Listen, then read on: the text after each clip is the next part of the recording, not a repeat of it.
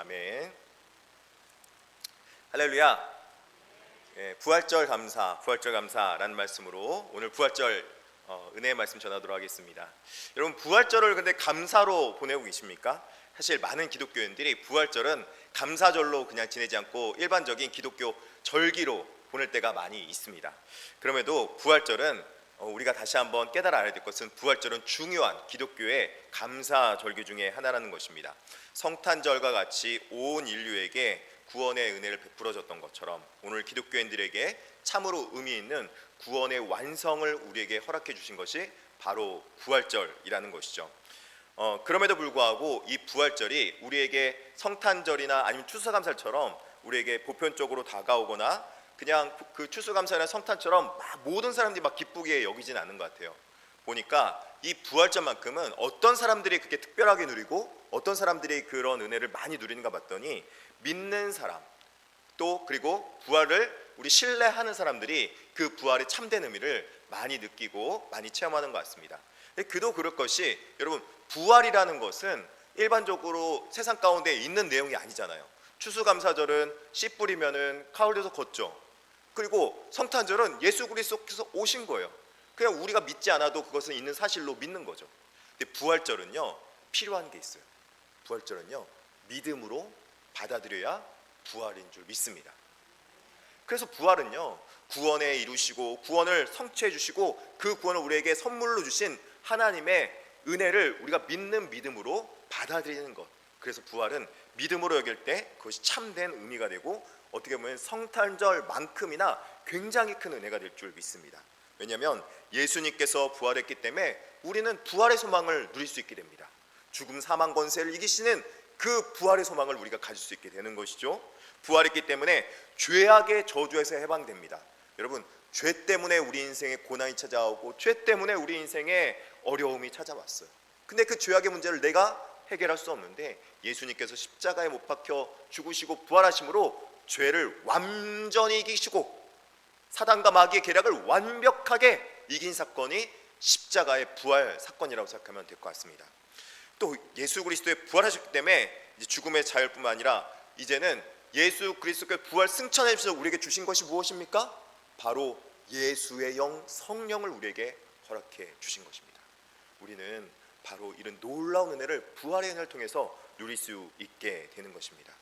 그래서 성도들에게 가장 큰 영광의 은혜가 어느 타임에 오는가, 어느 타임에 그 영광의 은혜를 누릴 수 있는가, 복음을 이루시고 완성한 그 부활을 믿을 때 부활의 영광 가운데 부활절을 참되게 감사함으로 보낼 수 있게 되는 것이죠. 그래서 부활절은 감사절기라고 생각하면 더욱더 좋겠습니다. 부활절은요, 일반 그냥 기독교 절기 중에 하나, 그게 아니라 부활절은 우리가 정말 기뻐하고 감사해야 될 절기라고 말하고 있는 거예요. 그런데요, 이 부활은요, 우리에게 구약에서부터 감사의 은혜를 허락해 주고 있는 것 여러분 알고 계십니까? 부활절은 신약에서만 이루어진 것이 아니라 구약에서부터 예비하시고 그 구원의 성취를 미리 말씀해 주신 것이 부활이라는 사실입니다. 부활절을 생각할 때 우리가 일반적으로 그냥 신약의 예수 그리스도 부활만 생각하는데 구약에서도 부활을 예비한 사건이 있어요. 이스라엘 백성들이 출애굽했습니다. 구원받아서 출애굽해서 그 광야 가운데 광야로 나갔어요.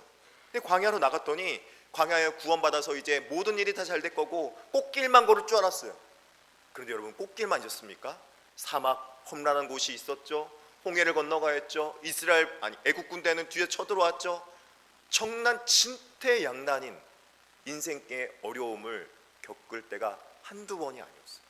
마실 물도 없었죠. 먹을 양식도 없었죠. 매일 만나는 오지만 그 만나는 그냥 식물성 음식이었어요.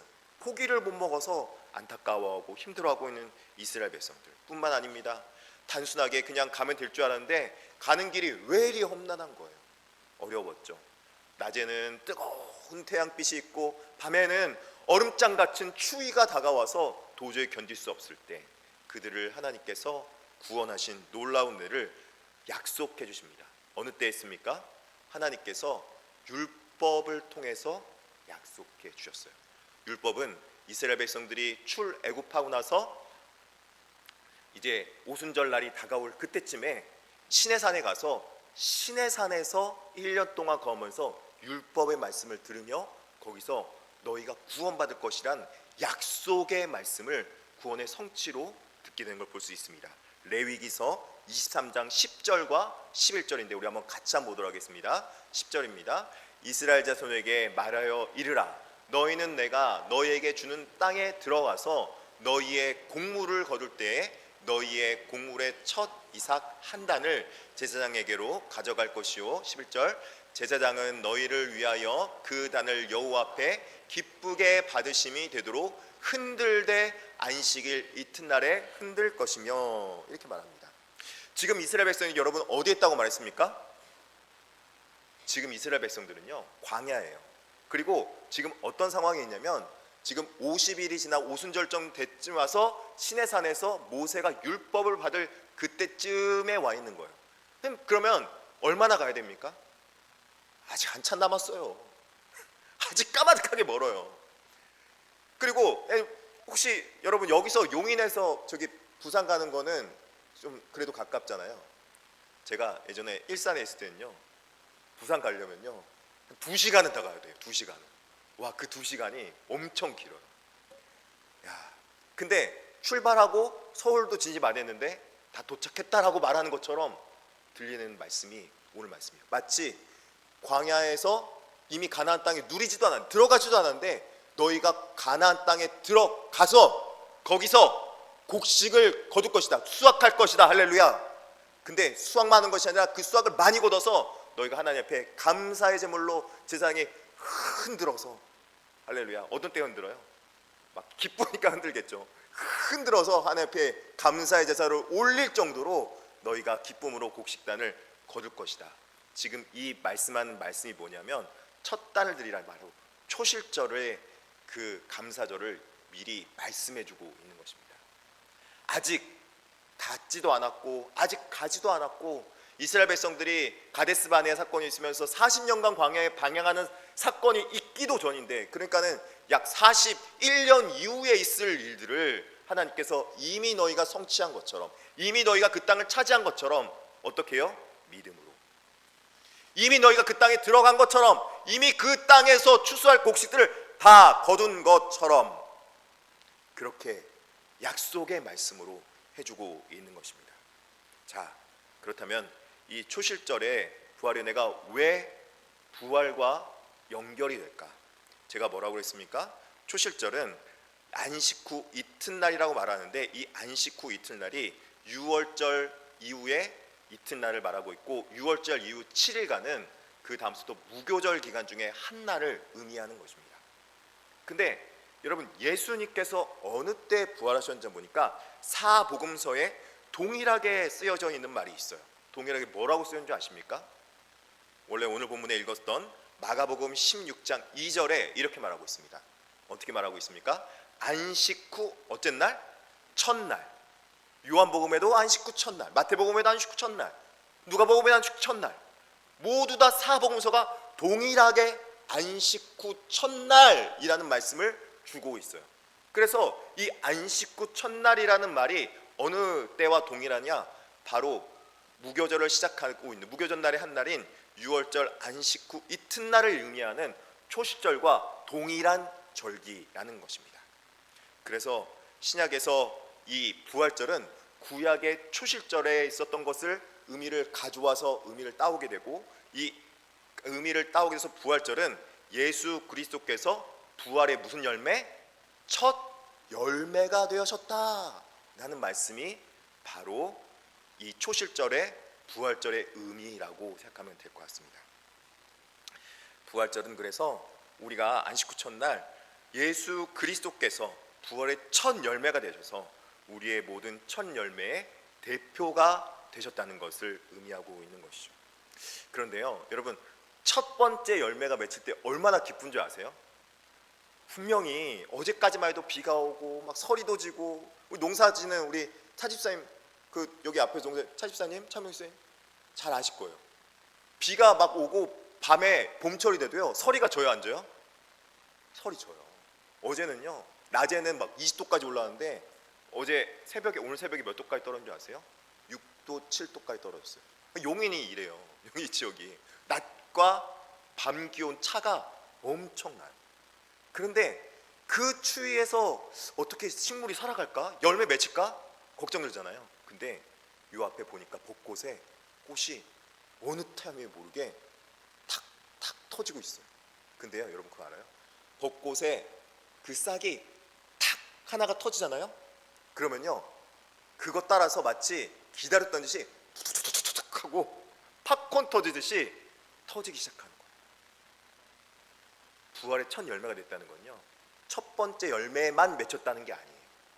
첫 열매가 맺힘으로 그 첫 번째 열매를 따라서 줄줄이 사탕으로 많은 열매가 거두어지게 될 것을 예비하시는 말씀이 바로 부활의 첫 번째 열매라는 의미라는 것입니다.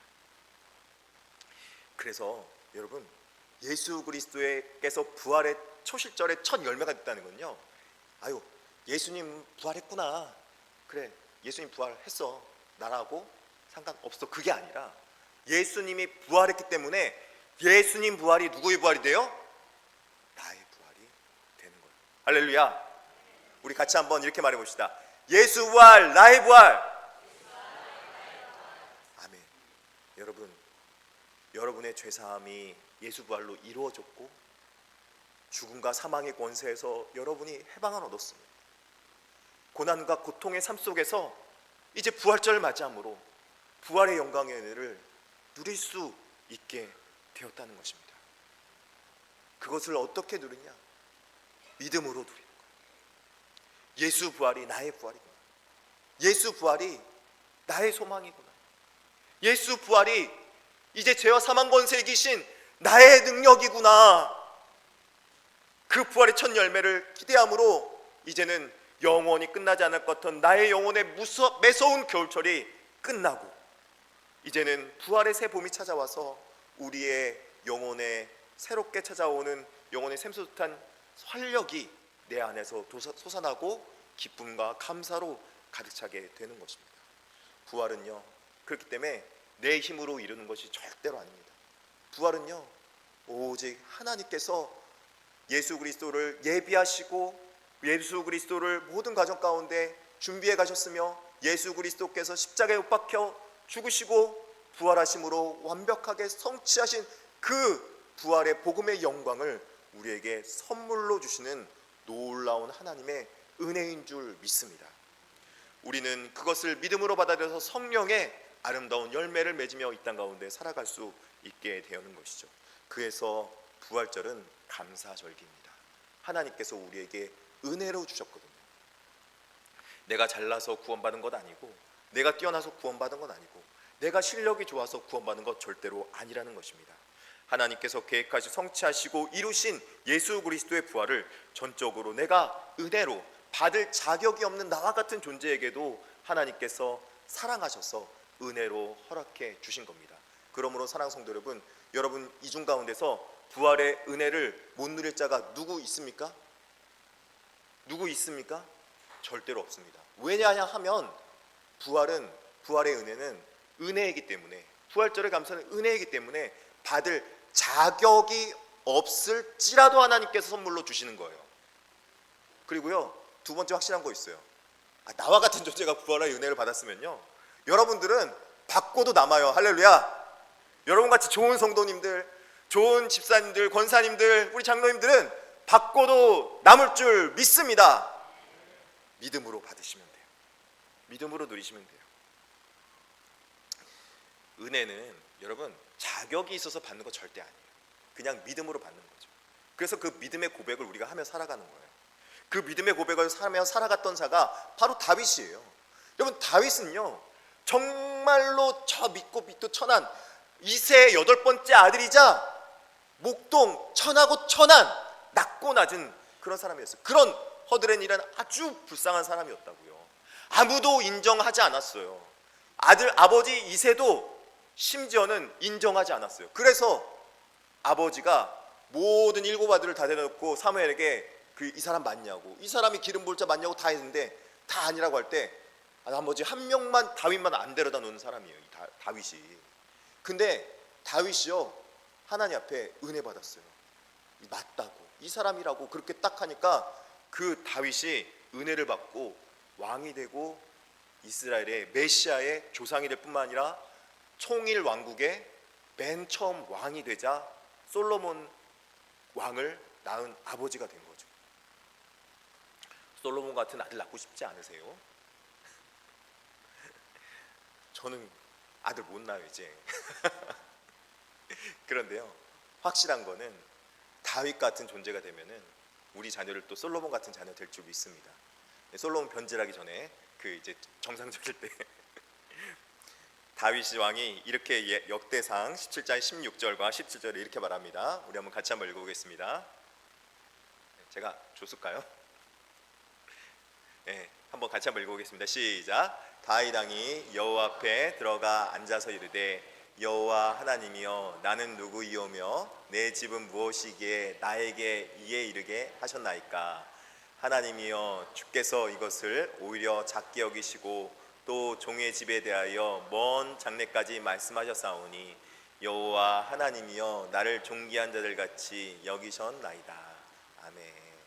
하나님께서 말씀해 주셔서 미리 먼 장래까지 말씀해 주셔서 하나님께서 나의 가문과 나의 집을 하나님께서 존귀하게 만드셨다는 거예요. 다윗은요 그 준 거를 믿음으로 받아들인 거 없어요. 도저히 불가능한 그것을 믿음으로 받아들인 거예요. 우리 저기 유아실에서 여름이 푸름이 이서 은서 그냥 엄청 막 그냥 막 신나가지고 막 저렇게 했는데 너희들도 그런 은혜 받을 줄 믿는다. 들립니까 유아실? 아직 뭐 그냥 정신이 없어요 저게. 네. 다윗은 항상 자신은 작은 자이고 부족한 존재임을 은혜로 고백합니다. 그러나 하나님은 그렇게 자신을 낮추는 다윗을 구원해 주시고 그 위에 이루어질 일들 가장 위대한 왕으로 높여 주신 겁니다. 이로보건대 구원은 철저히 하나님께서 시작하시고 선물로 주신 은혜이기 때문에 여러분 부활 은혜를 충만하게 오늘 누리길 바랍니다. 그렇다면 그 부활절의 은혜를 우리가 어떻게 하면 은혜로 누릴 수 있을 것인가? 둘째는 부활절 성령을 통해 주신 새로운 삶에 대한 감사로 그 부활절을 받아야 될 줄 믿습니다. 예수님의 부활 사건은 2000년 전에 일어난 단회적 사건이지만 부활의 생명력은 오늘날 우리에게 삶에도 지속적으로 역사하고 있습니다. 부활을 믿음으로 받아들일 때 성령을 통하여서 그 능력이 우리 삶에 실제적으로 나타나고 영향 있게 나는 것을 볼 수 있죠. 그런데요, 부활을 처음에 딱 일어났을 때 그 부활을 본 사람들도 여러 가지 증거가 있었어요. 여러분 부활의 증거가 여러분 어떤 증거가 있었는 줄 아십니까? 부활의 증거는요 여러 가지 있어요. 오늘 새벽에도 말씀드렸듯이 무덤이 어떻게 됐어요? 돌이 굴러져 무덤 막고 있던 큰 돌이 굴러서 무덤을 열고 그리고 그 무덤이 비어 있었습니까? 차 있었습니까? 비어 있었어요. 그리고 그 무덤에 뭐가 시체를 싸놨던 그 세마포라고 하잖아요. 세마포가 어떻게 되어져 있었어요? 고이 개켜져 있었다. 성경에 의하면 개역 성경에 의하면 개켜져 있었다. 고이 접혀져 있었던 거예요. 많은 사람들이 이렇게 말합니다. 예수님 시체 누가 저기 문 열고 뺏어갔나 보다고. 예수님 부활한다고 그럴까봐 그 부활 시체 그냥 어디 가져갔나 보다고 그렇게 얘기했는데 여러분 도둑이 들면은 그 모든 물건을 빨래가 있으면 빨래를 이렇게 딱 접어가지고 착 이렇게 딱 놔두고 내가 가져갈 것만 싹 빼가지고 내가 언제 왔다 갔는지 모르게 그냥 다 단정하고 가죠? 아니에요. 도둑은요 그냥 와가지고 막 있는 거 다 빼고 어지럽히고 그냥 얼른 도망가려고 그러지 도둑은 그렇지 않아요. 그러니까 예수님께서 빈 무덤이 있었고 그 빈 무덤뿐만 아니라 고이 개켜져 있었다는 것은 예수님께서 부활하셔서 세마포 옷을 벗으시고 고이 계시고 그 자리를 떠났던 거죠. 뿐만 아니라 여러분 믿을 수 있도록 천사도 보내줬습니다. 근데 천사가 말해서 마리아에게 말할 때 막달라 마리아에게 할 때 막달라 마리아가 믿었습니까 안 믿었습니까? 오늘 새벽 본문에 안 믿었어요. 천사가 와줘도 안 믿어요. 그러니까 표적을 봐도 예수님께서 미리 말씀을 그렇게 해주셨는데도 말씀을 아무리 해도 믿음은요 받아들인 자가 은혜로 받아들이지 않으면 절대로 못 믿어요. 근데 그 받아들인 역사가 일어난 역사가 있어요. 누가 와서 그것을 말씀해 주면 믿습니까? 예수님이 말씀해 주면 그걸 받아들일 수 있습니다. 근데 그 예수 그리스도께서 말씀해 주실 때 오늘날 예수 그리스도는 어디 계십니까? 부활 승천하셨어요. 그러니까 예수 그리스도는 성령님에 의해서 말씀해 주지 않으면 몰라요. 자, 우리 본문을 통해서 한번 봅시다. 마가복음 16장 13절, 14절, 15절. 두 사람이 가서 남은 제자들에게 알리었을 때 역시 믿지 아니라. 14절 같이 읽겠습니다. 그 후에 11제자가 음식을 먹을 때 예수께서 그들에게 나타나사 그들에게 믿음이 없는 것과 마음이 완악한 것을 꾸짖으시니 이는 자기가 살아난 것을 본 자들의 말을 믿지 아니함일러라. 여러분, 산자들이 나와서 말을 해줬어요, 안 해줬어요? 말을 했는데 믿었어요, 안 믿었어요? 안 믿어요. 그래서 예수님이 너무 속상해가지고 와서 꾸짖기자했어요. 뭘 꾸짖었어요? 믿음이 없는 것과 마음이 굳어져 있는 것을 책망한 것. 마음이 완악한 것. 마음이 단단히 굳어서 한 번 마음 먹으면은 그냥 나는 이렇게 믿기로 했어. 그리고 안 믿은 거예요. 여러분, 믿음이 왜 안 생기는 줄 아세요? 나는 그렇게 믿지 않기로 마음 먹었으니까 그런 거예요. 그런데요, 마음을 바꿔서 믿겠습니다 하는 순간 그 믿음이 생기는 거예요. 할렐루야. 믿음이 겨자씨만한 작은 믿음이 나중에 가서 큰 나무가 되는 거예요, 여러분. 그러니까 작은 믿음을 가질 때 그 믿음을 믿고 신뢰하며 그 발걸음 걸어갈 때 믿음이 생기기 시작하는 거죠. 그런데 이것을 너에게 믿을 수 있도록 예수님께서 나타나 말씀해 주시며 때로는 어떻게 해요? 꾸짖기도 하는 거예요. 믿음 없음 때문에. 믿음 없어요. 완악함 때문에 꾸짖기도 하는 거예요. 그런데 이것을 본 자들을 믿을 수 있도록 하게 하시고 그 다음에 뭐라고 말씀하셨습니까? 믿음을 가질 수 있도록 또 한 가지 한 말이죠. 15절 믿음을 가질 수 있도록 같이 읽겠습니다. 또 이르시되 너희는 온 천하에 다니며 만민에게 복음을 전파하라. 여러분, 만민에게 복음을 전파하라와 앞에 믿음과 왜 연결된 줄 아십니까? 내가 믿음이 없어서 믿음이 없는 게 아니라 전파를 하기 위해서 내가 믿음을 받아들이기 시작하면 그 전파를 하기 위해서도 믿음이 생기는 거예요. 전파하면서. 그리고 전도는요, 누가 가장 은혜를 받는 줄 아십니까?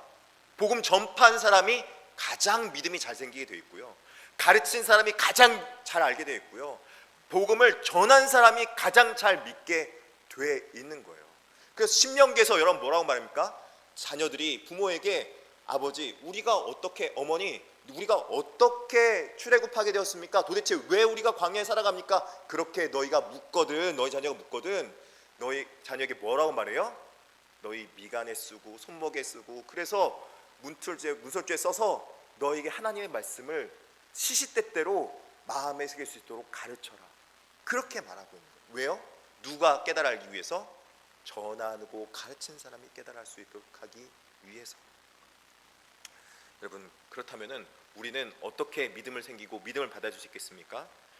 바로 베드로처럼 아직 믿음이 없어서 그렇게 이렇게 들었음에도 불구하고 디베라 바다 가서 또 그렇게 자기 길로 갔던 그 자에게 예수님께서 나타나셔서 말씀을 조명해 주듯이 사랑으로 말씀을 조명해 주는 거예요. 3번 베드로가 부인해서 예수 그리스도를 떠났던 그 베드로에게 예수님이 3번 물어봅니다. 내가 나를 사랑하느냐? 내 양을 먹이라. 내 양을 치라. 여러분, 복음의 부활의 증인되는 것은 선택이 아니라 우리의 필수입니다. 우리의 믿음을 위해서 필수로 여기는 것이고, 복음을 전하다면 그것으로 은혜 받고 복 받는 것은 바로 누구냐면 그 전하는 여러분입니다. 이 복음을 받아들였고 복음을 받아들이기 위해서 말씀을 듣고 회개했던 사도 베드로가 완전히 깨달은 것이 있습니다. 아, 내가 지난날에 잘못한 부분이 있었구나, 내 마음 가운데 예수님을 진짜로 받아들이지 못했구나 하는 것을 깨달아 알고 회개하고 받아들이는 3번의 은혜를 통해서 이제 나중에 가서는 어부였던 그 사람이 사내들인 공회원 앞에서도 여러 사람들에게 복음을 전파하는 자가 됐습니다. 복음을 담대히 선포한 자가 됐습니다.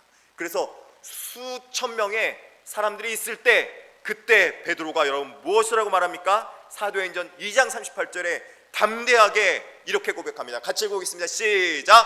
베드로가 이르되 너희가 회개하여 각각 예수 그리스도의 이름으로 세례를 받고 죄사함을 얻으라. 그리하면 성령의 선물을 받으리니. 할렐루야.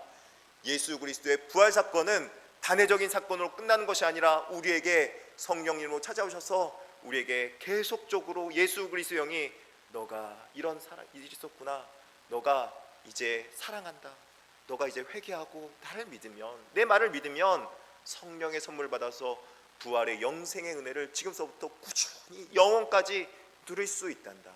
무릇 나를 죽어서 믿는 자는 영원히 살겠고, 살아서 믿는 자는 영원히 죄송합니다. 살아서 믿는 자는 영원히 살겠고라고 말씀하고 있는 거예요. 그 놀라운 부활의 새 창조의 삶이 우리 가운데 열려지게 되는 거죠.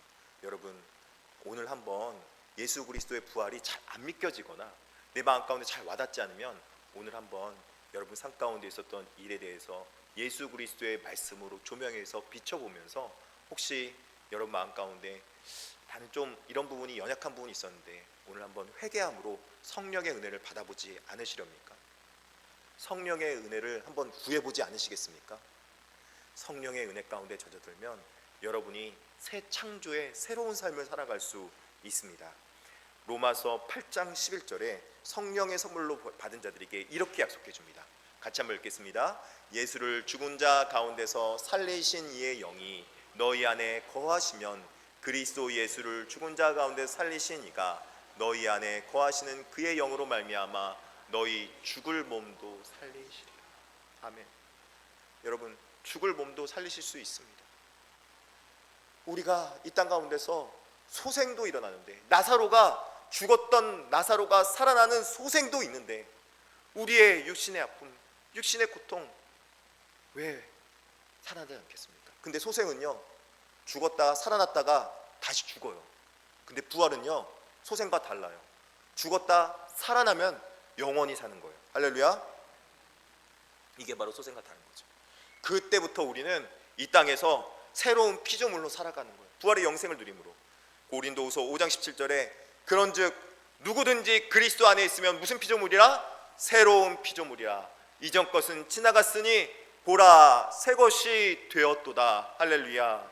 여러분, 부활절날 팍팍한 삶 속에 살아가고 있는 여러분의 삶 가운데 새 생명의 부활의 은혜가 움텄듯 샘솟았으면 좋겠습니다.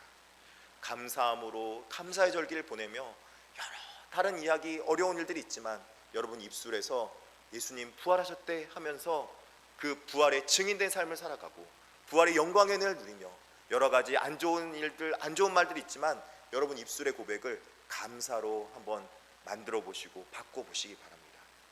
그러면 여러분의 삶 속에 예수님께 찾아오셔서 성령님께서 여러분 삶 속에 말씀으로 조명해 주시고 비춰 주심으로 깨달아 알 수 있도록 해 주실 것입니다. 바로 구원의 놀라운 은혜를 우리가 이 땅에서부터 누리게 해 주실 것입니다. 말씀을 마치겠습니다. 부활절은 하나님께서 약속하시고 성취하신 구원의 은혜에 대한 감사입니다. 그리고 그 감사를 누린 자들에게는 부활절 성령을 통해서 우리에게 주신 새로운 삶을 허락해 줄 믿습니다. 부활절 통해서 겨울을 지나 이제 부활의 새 봄에 생명력이 움트는 봄을 맞이할 수 있는 저와 여러분이 되길 진심으로 축복합니다. 그래서 부활의 복음을 전하며 이 땅 가운데서 그 부활의 복음 때문에 생명력을 얻으며 은혜 받으며 살아가는 저와 여러분 되길 진심으로 축복합니다. 살아계신 주 찬양하면서 봉헌하도록 하겠습니다.